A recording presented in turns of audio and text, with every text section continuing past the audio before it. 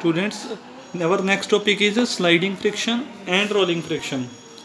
Generally, sliding an object such as cylinder is more difficult than rolling it. Sliding का मतलब होता है जो उसका सिलेंडर का नीचे वाला हिस्सा होगा, ऐसे होता है सिलेंडर, इसका जो नीचे वाला हिस्सा है इसी को पुश करना या पुल करना, तो वो चीज़ मुश्किल है। अगर हम इसको टेढ़ा कर दें, ऐसे इसको शेप इसकी थोड़ा सा इसको टेढ़ा करके ऐसे रोल करें तो वो ज़्यादा इजी रहेगा हमारे लिए। The frictional force offered when sliding an object is called sliding friction. जब भी किसी ऑब्जेक्ट को स्लाइड करते हैं हम, तो वो जो फ्रिक्शन लगती है उस पर उसको बोलते हैं स्लाइडिंग फ्रिक्शन। जैसे ये बुक है मेरे पास, इसको मैं ये मूव कर रहा हूँ तो इस पर जो फ्रिक्शन लग रही है ये स्लाइडिंग फ्रिक्शन है। For example a box sliding on a surface, जैसे बॉक्स को ऐसे स्लाइड करें तो वो इसकी एग्जाम्पल है। The frictional force offered when an rolling object is called rolling friction.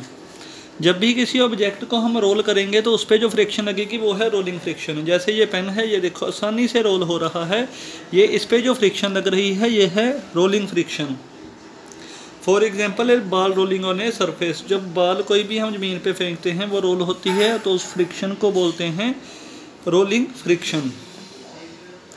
ये सारे ही जो एग्जाम्पल्स है, कार के जो ये व्हील्स होते हैं ये भी रोल करते हैं तो इन पे जो फ्रिक्शन लगती है ये रोलिंग फ्रिक्शन है। ये सारे व्हील्स की ही एग्जाम्पल दी है तो ये सारी रोलिंग फ्रिक्शन है। इसमें एक एक्टिविटी दी हुई है, इसमें कहा है जो स्लाइडिंग फ्रिक्शन है वो काफ़ी ज़्यादा होती है रोलिंग फ्रिक्शन से। एक बोतल ले ली हमने और उसको सीधा ही पहले रखा, पेंसिल से उसको हम मूव करने की कोशिश करेंगे तो हम देखेंगे काफ़ी ज़्यादा हमारी फोर्स लग रही है उसको मूव करने में। अब उसको उल्टा कर दिया पूरा, उसका जब ढक्कन नीचे है ऐसे उसको सीधा किया तो जब अब हम उसको मूवमेंट करने की कोशिश करेंगे तो वो ज़्यादा आसानी से हो जाएगी। इसका मीन्स है अब फ्रिक्शन कम लग रही है इस पर, तभी वो ईजिली मूव हो रहा है ऑब्जेक्ट। नेक्स्ट टॉपिक है हमारा motion of object in fluids. Fluids होते हैं जो फ्लो करते हैं, जैसे liquids and gases. When an object moves in a fluid it experiences a force that tends to slow it down. जब कोई भी ऑब्जेक्ट फ्लूइड में मूव करता है तो उस पर एक फोर्स लगती है हमेशा जो इसको स्लो करने की कोशिश करती है। The resistive force is called drag, इसी फोर्स को ही बोलते हैं ड्रैग। दिस रेजिस्टिव फोर्स और drag comes more noticeable when object moves faster. ये रेजिस्टिव फोर्स या ड्रैग तब ज़्यादा नोटिस हम कर सकते हैं जब कोई ऑब्जेक्ट फास्टली मूव करे तो। To reduce drag, automobiles, ships and aeroplanes are given a special shape called a straight line shape. Drag को या फ्रिक्शन को कम करने के लिए जो शिप्स, एरोप्लेन या ऑटोमोबाइल होते हैं उनको एक स्पेशल शेप दी जाती है जिसको बोलते हैं streamlined shape. An automobile with a streamlined body experiences lower resistance when traveling through air. जो ऑटोमोबाइल स्ट्रीमलाइंड शेप का होगा उस पर रेजिस्टेंस कम लगेगी जब वो हवा में ट्रैवल करेगा। तो जैसे हेलीकॉप्टर, हवाई जहाज़ वगैरह होते हैं तो उनमें सेम ऐसे ही स्ट्रीमलाइंड शेप होती है उनकी, ताकि फ्रिक्शन फोर्स जो है वो कम लगे और ईजिली मूव कर सकें वो। Even sea creature such as fish, shark have streamlined bodies. जो सी के चीज़ें होती हैं जैसे फिश और शार्क हो गई, इनमें भी स्ट्रीमलाइंड शेप होती है which makes easier for them to move with greater speed in water, ताकि इनकी स्पीड जो है वो काफ़ी ज़्यादा हो सके पानी में। ऐसे देख सकते हो ये सारी स्ट्रीमलाइंड शेप हैं।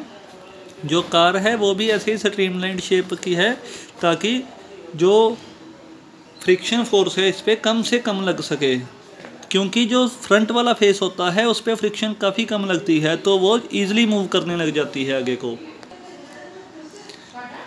नेक्स्ट टॉपिक है advantages and disadvantages of friction. Friction has both advantage and disadvantage. Friction के एडवांटेज भी हैं हमें और डिसएडवांटेज भी हैं। Here are few examples. Advantage, it is because of friction that we can walk. सिर्फ फ्रिक्शन की वजह से ही हम वॉक कर सकते हैं। अगर फ्रिक्शन लेस सरफेस पे वॉक करेंगे तो हम स्लिप हो ही जाएंगे, चल नहीं सकेंगे हम। Drive, open doors, turn taps and right, ये सारा कुछ जो है ये फ्रिक्शन के कारण ही होता है। जैसे अब मैं यहाँ पे दिख रहा हूँ तो ये भी फ्रिक्शन के कारण ही होगा।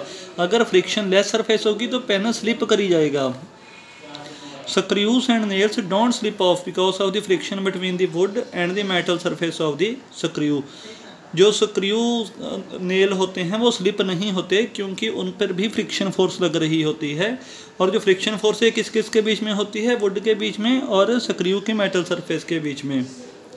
ए knot remains in place because of the friction with rope which you tie it. जो रस्सी में हम गांठ लगाते हैं, जो रस्सी टाई करते हैं, बांधते हैं, वो भी फ्रिक्शन के कारण ही होता है। अगर फ्रिक्शन ना हो तो वो रस्सी एक दूसरे एंड से बंधेगी ही नहीं। Bed sheets remain on the bed because of friction. Bed sheet भी तभी फ्रिक्शन के कारण ही बेड पे टिकी रहती हैं। अगर हम जो गद्दे होते हैं उसका कवर ना निकालें, उस पर बेड शीट लगाएं तो वो बार बार फिसली जाती है कोई भी जब बैठता है, क्योंकि जो प्लास्टिक है उस पर फ्रिक्शन ही ज़्यादा होती है उस पर। You can sit on a chair without sliding of because of friction. आप चेयर पे बैठ सकते हो बिना फिसले उसे, तो ये भी फ्रिक्शन का ही एक कारण है। Next is disadvantages. Friction causes a moving part in machinery and automobiles to heat up. Friction के कारण जो मशीनरीज और ऑटोमोबाइल्स होते हैं वो हीट होने शुरू हो जाते हैं। This results in the wastage of energy and fuel. इसके कारण फिर एनर्जी और फ्यूल का वेस्टेज होगी। Friction also causes wear and tear of the moving parts. Friction के कारण जो मूविंग पार्ट हैं वो ब्रेक होने भी शुरू हो जाते हैं।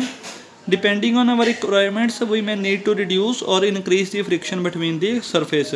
हमारी रिक्वायरमेंट के अकॉर्डिंग ही कभी कभी हमें फ्रिक्शन बढ़ानी पड़ सकती है और कभी कभी फ्रिक्शन जो है ये घटानी पड़ सकती है।